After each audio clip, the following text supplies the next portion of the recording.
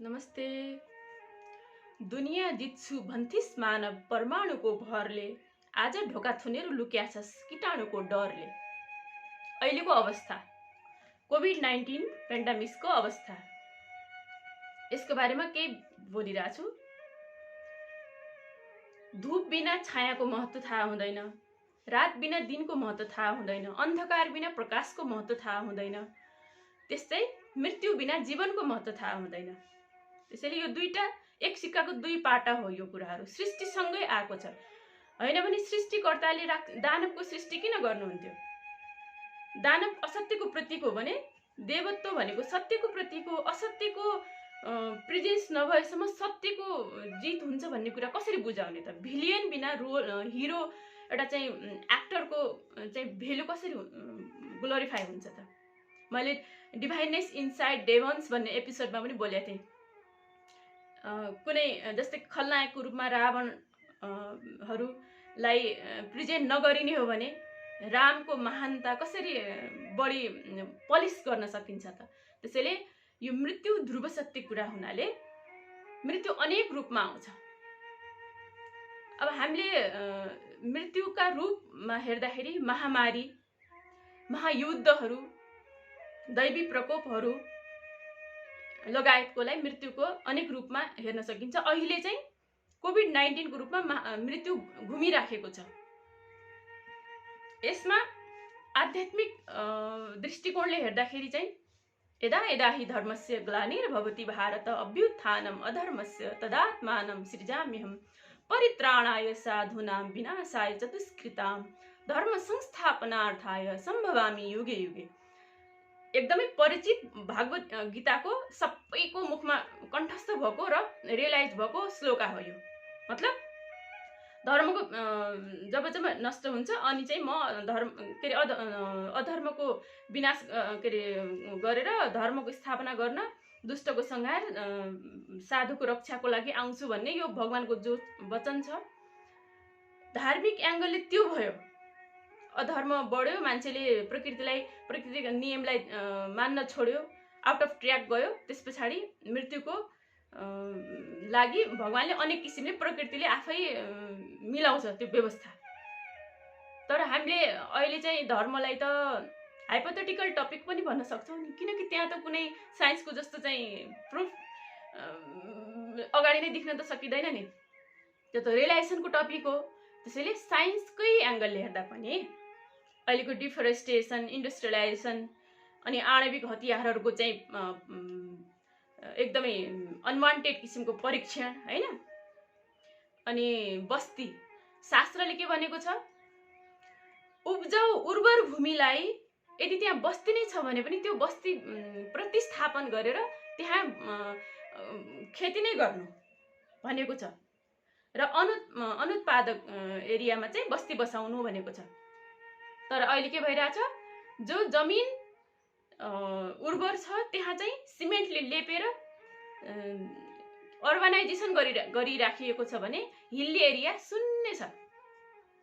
हाम्रो तर्फको प्रयास अनि जंगल फडानी भइरहेछ, विकासको नाममा विनाश भइरहेछ। अनि एउटा दावानल भन्ने हुन्छ, त्यसलाई वनको डढेलो, वनमा लागेको आगोलाई डढेलो भन्छ। त्यसमा कस्तो छ भने एउटा चाहिँ कुनै व्यक्तिले लगाइदिन्छ जंगलमा आगो, हामीहरू कोही मूर्ख निक्लियो भने, र एउटा चाहिँ दावानल भनेको आगो। कस्तो आगोलाई दावानल भनिन्छ भने संस्कृतमा दावानल, नेपालीमा चाहिँ डढेलो भनिन्छ। त्यो डढेलो भनेको मान्छेले लगाएको होइन, जंगलहरूको त्यो रुखहरूको टक्रावबाट अटोमेटिक उत्पत्ति भएको आगोलाई भन्छ दावानल, डढेलो। त्यसको कारण हुन सक्छ या मान्छेले लगाएर हुन सक्छ। अहिले संसारमा अस्ट्रेलियाको कुरा भयो, हाम्रो नेपालकै जंगलमा पनि त्यत्रो करोडौं जनावर र कयौं हेक्टर जंगल चाहिँ सखाप भयो भनेपछि साइन्टिफिक लोजिक दिन पर्दा पनि त्यो त्यत्रो जनावरहरू डढेको छ, जंगल मासिएको छ, त्यहाँबाट पनि त विषालु ग्यासहरू उत्पादन भयो होला नि। तिनीहरू अहिले अब यो वायुमण्डल ढाक्यो नि त, ओभर मात्रामा हुनाले ढाक्यो। त्यसबाट त्यो विषालु ग्यासबाट कुनै रूपमा यो हावामा कीटाणुहरू भरियो हैन। त्यसैले त्यसको क्रेडिट हामीलाई जान्छ। किन हामीले नेचरको लागि गर्न सक्ने जति पनि थियो ह्युमन बिङले त्यो त गरेनौ नि। अनि अर्को कुरा एक्सनको रियाक्सन त हुन्छ। हामीले के गरिरहेछौँ, नेचरलाई इग्नोर गरिरहेछौँ, ड्याम केयर भन्छ नि, नेचरलाई पुरै नेचरसँग हामी एरोगेन्स देखाइरहेछौँ ह्युमन बिङले। लिभिङ बिङ जो हामी ह्युमन बिङ भन्दा बाहिरको लिभिङ बिङ पनि त ब्लड र हामी जस्तै बडीवाला हो नि, तर त्यो एनिमल्सलाई के गर्दैछौँ, नन लिभिङ थिङ जस्तो, लिभिङ बिङलाई नन लिभिङ थिङको जस्तो बिहेभ गरेर बराबर हत्या, जिउँदै स्किन निकाल्ने अनि अङ्गभङ्ग गरेर चाहिँ तडपाउने।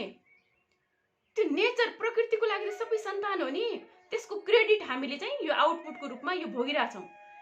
मर्ने त मरिरहेछौँ, नमर्ने पनि हामी जिउँदै मरिरहेछौँ त्रासले गर्दा। हेर्नुहोस् त, त्यसैले प्रकृति भनेको पक्षपाती हुँदैन। प्रकृतिको आश्रयमा बस्ने यो सम्पूर्ण सृष्टि प्रकृतिको काख हुनाले प्रकृतिले आफ्नो काखमा ओभर गर्ने ह्युमन बिङलाई च्यालेन्ज गरेको हो। यो कवितामा फर्स्टमै आएको थियो होइन, सबै गर्छु भनेर चाहिँ च्यालेन्ज दिएको थियो प्रकृतिलाई। अहिले चाहिँ ढोका थुनेर लुकेका छौँ हामीहरू। त्यसमा अलिकति जस्तै पापको घडा भरेपछि महायुद्धहरू भएका छन् इतिहासमा। रावणको पापको घडा भरेपछि राम रावणको युद्ध भयो, महायुद्ध। अनि कंस लगायतको दुर्योधनको त्यो द्वापर टाइमको घडा भरिएपछि द्वापरको अन्तमा भगवानले चाहिँ कृष्णले चाहिँ महाभारत एरेन्ज गर्नुभयो, डाइरेक्ट इन्डाइरेक्ट रूपमा, अप्रत्यक्ष रूपमा। त्यस्तै अहिले हाम्रो चाहे हामी धर्मलाई जोडौँ भने पनि हाम्रो एक्स्ट्रा अर्डिनरी एक्टिभिटिज भयो होइन। आणविक परीक्षणहरू ओहो कति हो कति होइन। त्यो आणविक परीक्षणले निकालेको पोल्युसनलाई चाहिँ ब्यालेन्स गर्न कति टाइम लाग्छ, कति वर्ष लाग्छ त्यति धेरै जङ्गल तयार बनाउन, तर त्यतातिर त ध्यान भएन। त्यसैले यो हाम्रोबाट पनि केही भूमिका हाम्रो पनि छ, किन हामी यो सृष्टिमा छौँ नि। हामीले एकजनाले आफ्नो सक्ने जस्तो air pollution, noise pollution, soil pollution, water पोल्युसनमा हाम्रो तर्फबाट हामी कति चाहिँ कम से कम पोल्युसन गर्ने मतलब मितव्ययी हुने, पोल्युसन कम हुनतिर प्रयास गर्ने आफ्नो तर्फबाट व्यक्तिगत रूपमा। हामी आफ्नो आँगन, आफ्नो कोठाहरूमा कसैले भन्नुपर्छ र हामीले आफै आफ्नो सेन्स लगाएर त्यहाँ सफा राख्ने, त्यहाँ शुद्ध राख्ने प्रयास गर्छौँ नि। हो त्यस्तै नै आफ्नो तर्फबाट आफ्नो कम्पाउन्डभन्दा बाहिर फ्याँक्न जान्छ नि मान्छेहरू, हामी जान्छौँ नि फ्याँक्न। त्यो फ्याँक्ने ठाउँ पनि त सर्टेन एउटा एरिया हो नि, तर त्यो फ्याँक्नको लागि तोकिएको ठाउँमा सर्टेन ठाउँमा फ्याँक्नु पर्यो, जहाँ तै फ्याँक्नु भएन। इक्जाम्पल होइन। अनि त्यसैले हामी यो जति पनि मृत्युका रूपहरू छन् यिनीहरूमा हामी पनि केही भागीदार छौँ। त्यसैले आध्यात्मिक किसिमले त आध्यात्मले त जहिले पनि सोसियलाइजेसन नै रिलिजन हो नि। कालान्तरमा गएर त्यही सोसियलाइजेसनको टपिक नै रिलिजनमा परिणत भएको त हुन्छ नि। चाहे हामी मिथोलोजिकल हिस्ट्री हेरौँ, चाहे अहिलेको हिस्ट्री हेरौँ होइन, इन्टरनेसनल हिस्ट्री हेरे पनि नेसनल हिस्ट्री हेरे पनि सर्टेन रुल रेगुलेसन गएर पछि सोसियलाइजेसन हुँदै रिलिजन बनेको हुन्छ होइन। हाम्रो सनातन धर्मको पनि अहिले तुरुन्तै हामीले बनाएको नभए पनि पुरातन कालदेखिका त्यस्तै घटनाहरू पछि धर्मको रूप लिएका छन्, कुनै राम्रो रूपमा प्रेजेन्ट भएका छन्, तिनीहरू कुनै पछि परम्परागत रूपमा नेगेटिभ भएका छन्। त्यसैले यसको निर्माता हामी नै हो। हामीले आफ्नो तर्फबाट यसमा प्रत्येकले यदि कन्सियस हुने हो भने अब बढी मात्रामा रोक्न नसके पनि हामी हेल्पफुल त हुन सक्छौँ नि। मैले अनार्कीको भने एपिसोडमा चाहिँ बोलेको थिएँ, एउटा लोखर्केको एउटा सोसियलाइजेसनको टपिकमा बोलेको थिएँ, सोसाइटीको टपिकमा। एउटा लोखर्केले चाहिँ एउटा आफ्नो बडीमा बालुवा टकटक्याएर सेतुबन्धमा रामलाई हेल्प गरेको कुरा आएको थियो। त्यसैले त्यो लोखर्केको जस्तो गरेर हामीले पनि आफ्नो तर्फबाट केही पर्सेन्ट भए पनि कन्सियसनेस युज गरेर यो नेचरलाई हेल्प गर्न सक्छौँ। कमसेकम आफूलाई कृतज्ञता त हुन्छ नि, मैले मेरो तर्फबाट कम फोहोर गरेँ र बढी प्योरनेस बढी गराउनमा हेल्प गरेँ भनेर आफूलाई सेटिस्फ्याक्सन चाहिँ हुन्छ नि। त्यो हाम्रो कर्तव्य हुन्छ। धर्ममा जोडे पनि विज्ञानमा जोडे पनि यो यस्ता किसिमका महामारीहरू चाहिँ सर्टेन बिगीको ओभर ओभरफ्लो भएपछि अनि एउटा यस्तो रूप लिएर आइराखेको हुन्छ। सृष्टिको ब्यालेन्स हो, यसलाई पनि इकोसिस्टमको एउटा अङ्ग मानिन्छ।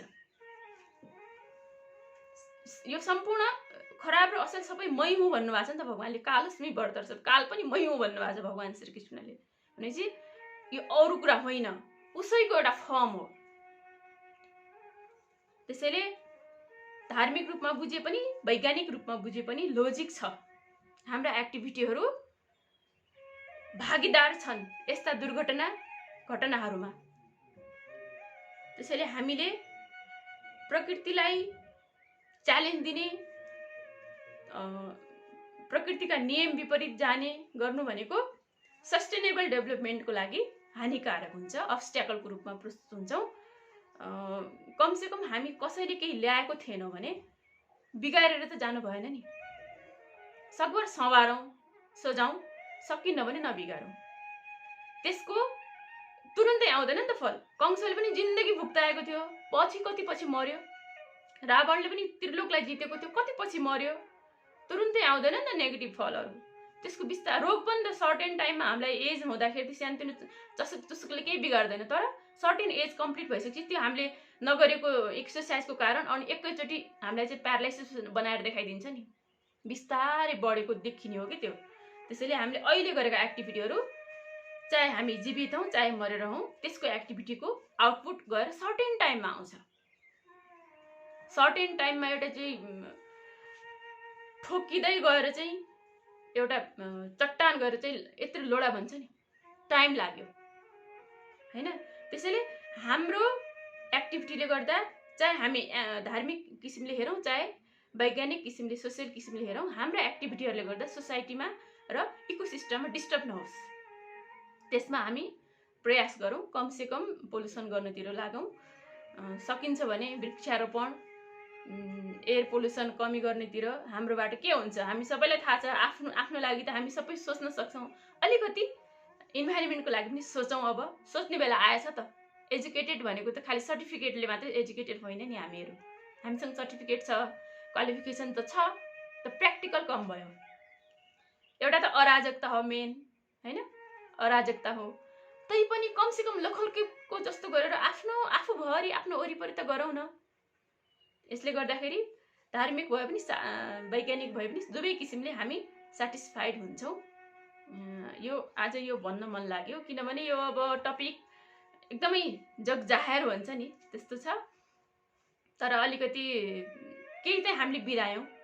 अब योभन्दा बढी नहोस्। सबैजनाले चाहिँ हाम्रो अहिले पनि त यो यसमै पनि मोडर्न मेडिसिन भन्दा हाम्रो जो क्लासिकल आयुर्वेदिक स्टाइलहरू थियो त्यो कति प्रचार भइरहेछ हेर्नुहोस् त है। कति रिच छ नि त हाम्रो आयुर्वेद। हाम्रो चाहिँ सनातन धर्मका चाहिँ जति पनि ब्रान्च छन्, चाहे ज्योतिषी भनौँ चाहे त्यसलाई चाहिँ हेल्थ साइन्स भनौँ, ती जति पनि छन् यी हाम्रा मेडिटेसनहरू, एक्सर्साइज, यी ब्रान्च त हो नि एउटा रिलिजनका। तिनीहरू कति रिच रहेछन् क्या। कति धेरै आर्ट अफ लिभिङमा कुन टपिक छोएको छैन क्या, कति रियलाइजेसन हुन्छ। त्यसैले यसरी रियलाइजेसन गरेर आफ्नो तर्फबाट पोजिटिभ भाइब डिस्ट्रिब्युट गरौँ, सोसाइटीलाई, इकोसिस्टमलाई हेल्प गरौँ। त्यसपछि चाहे प्रकृति भनौँ चाहे भगवान भनौँ, त्यसले पनि कमसेकम जस्तै एउटा भनिन्छ नि सन्तहरू, जो पनि सेन्टहरू, जो यो विशेष महापुरुषहरूले गर्दाखेरि पृथ्वी थामिएकी छन् भन्छ नि एउटा शास्त्रमा भनिन्छ नि। तिनीहरूको पाउको उसले गर्दाखेरि सम्पूर्ण यो पापलाई मैले वहन गर्न सकेको छु भन्ने यस्ता कुरा आउँछ नि। त्यसले धर्मको रूपमा नबुझेर सोसियल रूपमा पनि बुझ्न सकिन्छ नि। धेरै डिजास्टर गरिरहेछ, तर थोरै हामीहरू हामीहरूले पनि अलिकति वृक्षारोपणतिर अलिकति कन्सियस भएर फोहोर कम गरिदिने, भएको फोहोर पनि यसो व्यवस्थापन गरिदिनेतिर अलि आफ्नो तर्फबाट आफ्नो पहुँच भएसम्म गरिदियौँ भने त अलिकति ब्यालेन्स त हुन्छ नि।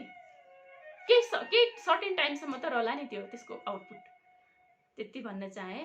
अब कोभिडमा स्टे सेफ, स्टे ब्लेस्ड है सबैजना। थ्याङ्क यू, नमस्ते।